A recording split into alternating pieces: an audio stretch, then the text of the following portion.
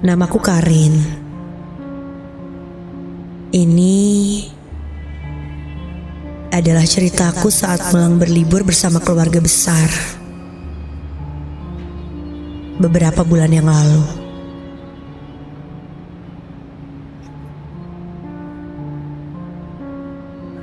Waktu itu aku diajak bersama keluarga besarku liburan. Setelah hari raya Lebaran ke pantai Pangandaran.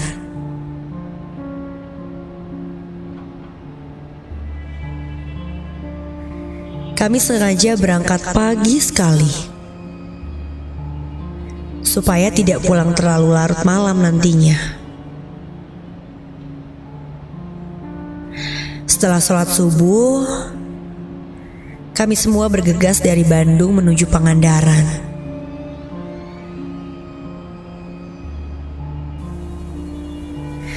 Tapi karena mobil yang cukup terbatas, akhirnya ada beberapa di antara kami yang konvoi beriringan.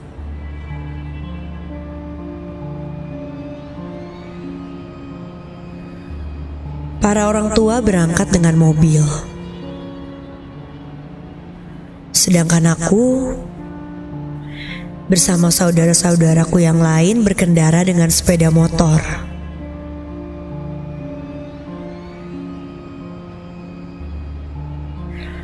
Aku dibonceng sepupuku Hadi, menggunakan motor metik yang baru dibelinya 2 bulan lalu.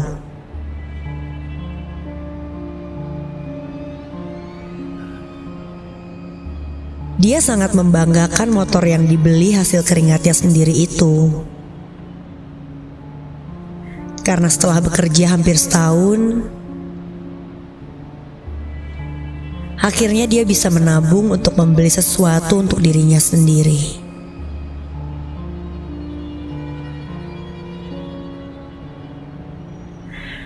Ada 1 mobil dan 4 motor yang berkonvoi saat itu.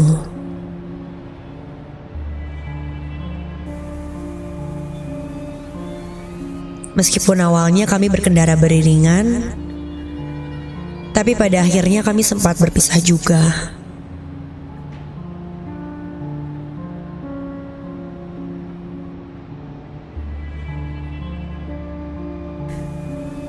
Saat itu perjalanan relatif macet.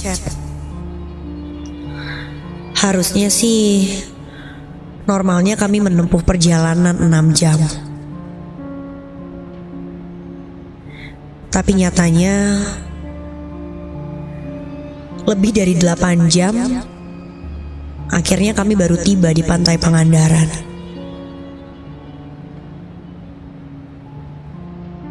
Bahkan rombongan yang menggunakan mobil lebih dari 10 jam lamanya menempuh perjalanan.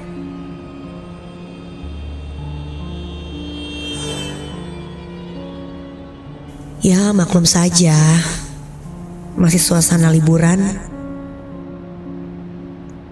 Macet pun tidak bisa terhindarkan.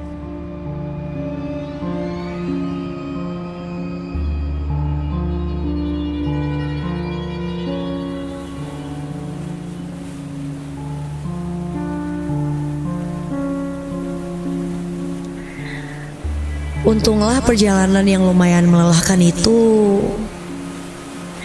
terbayar ketika melihat laut dan mendengar desir ombak di pantai.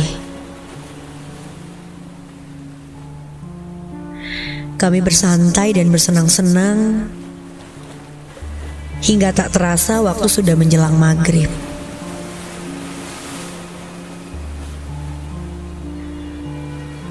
Kesenangan itu pun harus diakhiri, dan kami pun bergegas pulang.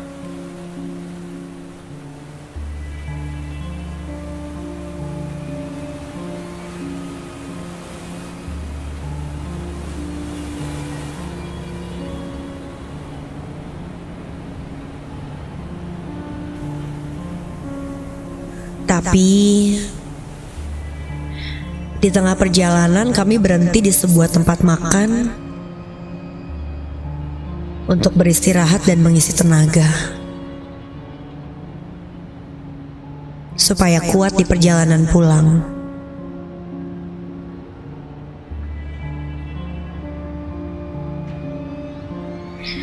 Melepas rindu berkumpul bersama, rupanya tidak cukup hanya di pantai tadi saja. Saat istirahat itu pun, kami habiskan untuk saling bercerita.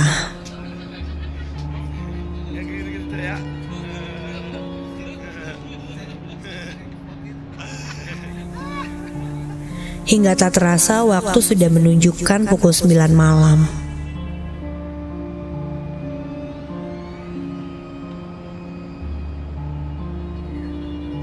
Kami bergegas lagi memacu kendaraan. Sama seperti saat berangkat tadi,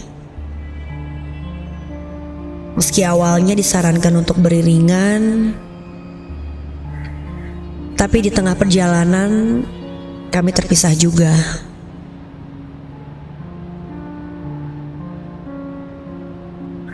Hadi memacu motornya dengan sangat cepat.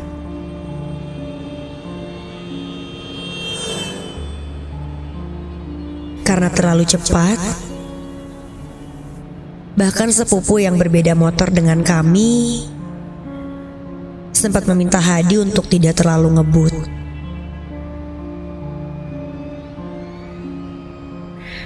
Hadi akhirnya memperlambat laju motornya. Walaupun beberapa saat kemudian 3 motor lainnya itu yang justru melaju cepat, bahkan menyalip motor Hadi.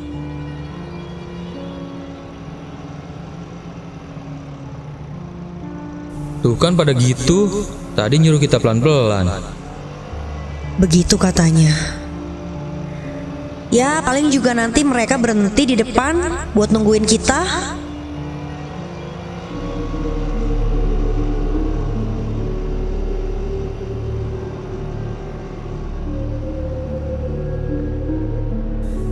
Sudah 30 menit aku tidak melihat rombongan yang lain.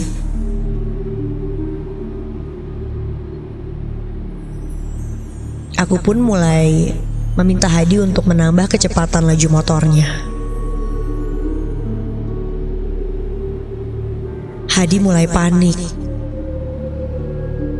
karena rute yang ditempuhnya ini dia bilang berbeda dengan rute waktu kami berangkat.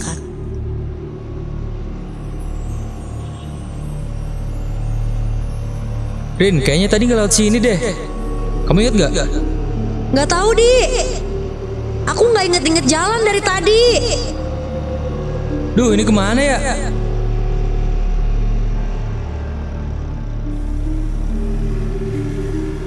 Aku pun inisiatif untuk menelpon rombongan yang lain.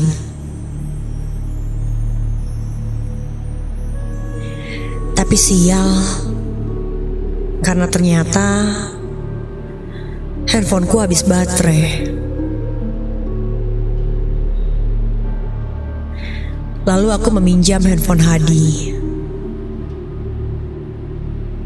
Tapi sial lagi, ternyata handphone miliknya tidak ada sinyal.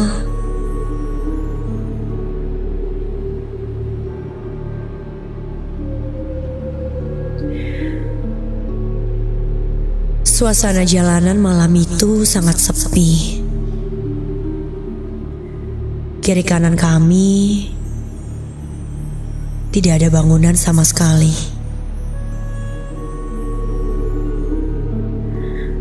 Hanya pepohonan besar yang bertengger di sepanjang jalan. Yang seingat kami tidak dilalui saat berangkat tadi.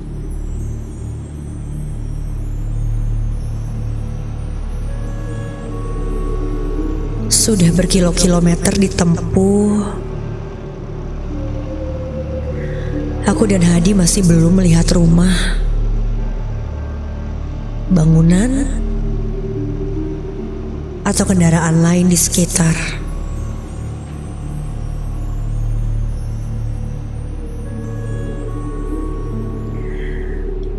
Di gelapnya malam itu, akhirnya aku dan Hadi melihat kendaraan lain di depan.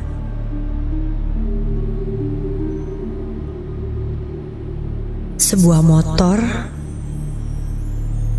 yang dikendarai oleh seseorang.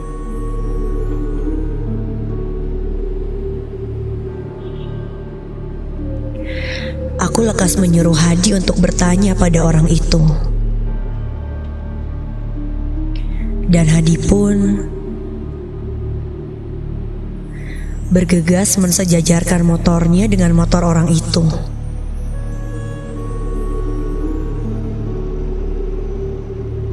Kulihat dia adalah seseorang perempuan berkaos polos warna hijau dengan celana jeans biru tua.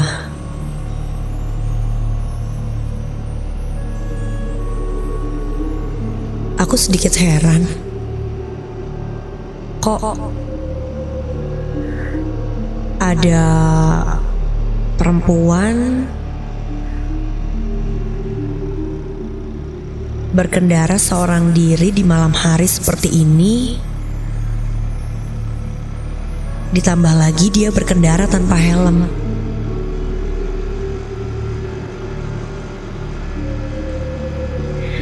Tapi demi bisa menemukan jalan pulang,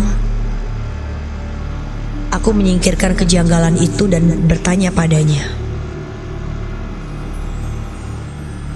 "Teh, mau numpang nanya boleh?"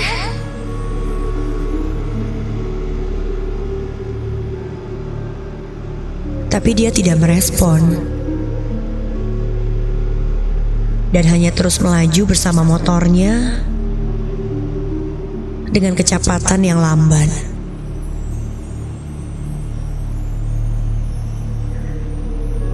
Mungkin gak kedengeran kali ya. Begitu tanyaku dalam hati.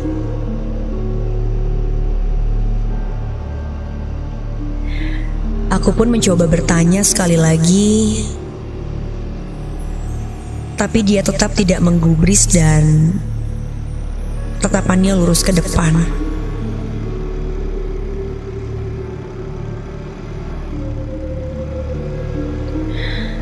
Sepersekian detik kemudian, dia malah menambah laju kecepatannya dan pergi meninggalkan aku dan Hadi.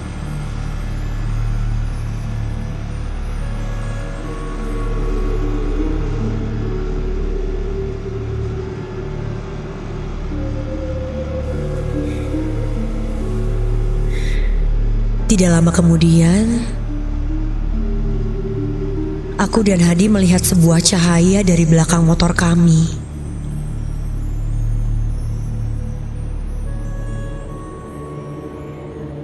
Hadi pun memperlambat laju motornya.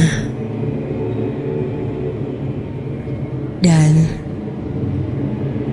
ketika motor itu sejajar, astaga! Loh, bukannya ini perempuan yang tadi? Aku mencengkeram Hadi erat-erat karena jujur ini mulai menyeramkan. Apalagi sekarang perempuan itu tiba-tiba menangis lirih.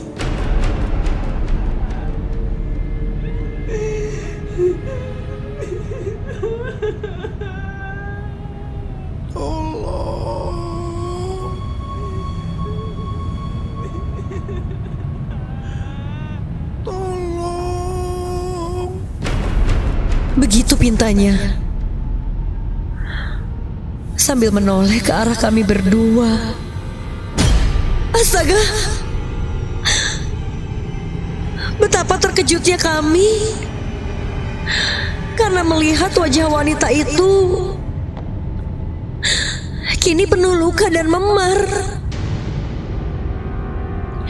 Dan kaos yang dipakainya itu pun lusuh. Serta dengan celana jeans yang robek-robek.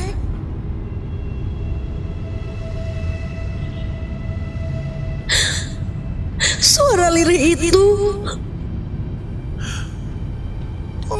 tiba-tiba saja meninggi dan menjerit sangat kencang.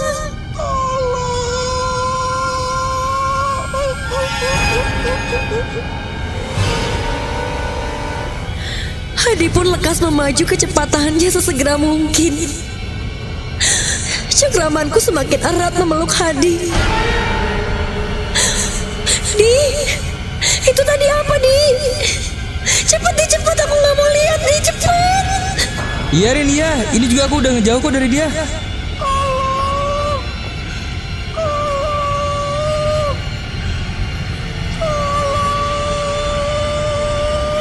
Suara itu semakin melengking dan menjerit keras kepada kami. Aku melafal doa dan ayat kursi, tapi jeritan itu semakin rintih.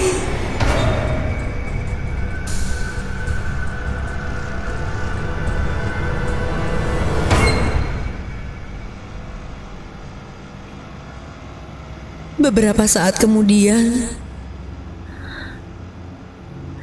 tibalah kami di sebuah perkampungan.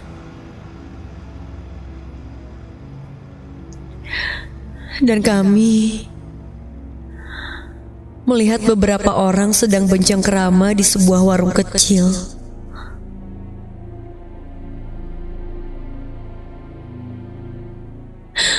Aku dan Hadi berhenti tepat di depan mereka dengan terengah-engah dan terbata-bata saat mereka menanyai apa yang membuat kami seperti ini.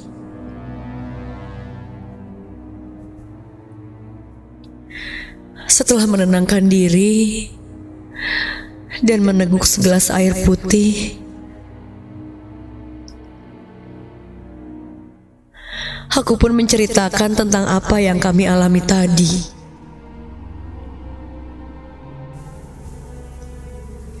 Betapa terkejutnya aku saat salah seorang warga menceritakan bahwa beberapa waktu sebelumnya terjadi pembegalan terhadap seorang wanita yang ciri-cirinya sama seperti yang tadi aku lihat. Wanita itu meninggal karena terjatuh dan terluka parah saat pembegal hendak mencuri motornya.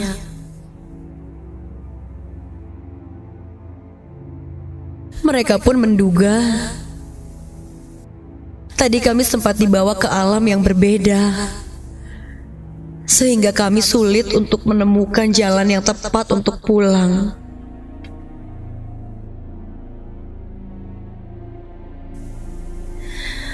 Aku dan Hadi pun terenyap. Ada rasa prihatin yang mendalam.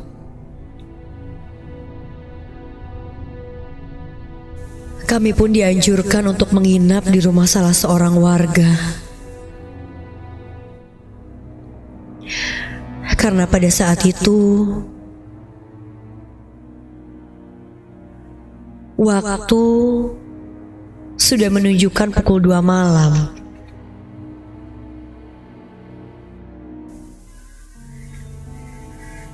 Kami pun setuju dan melanjutkan perjalanan keesokan harinya.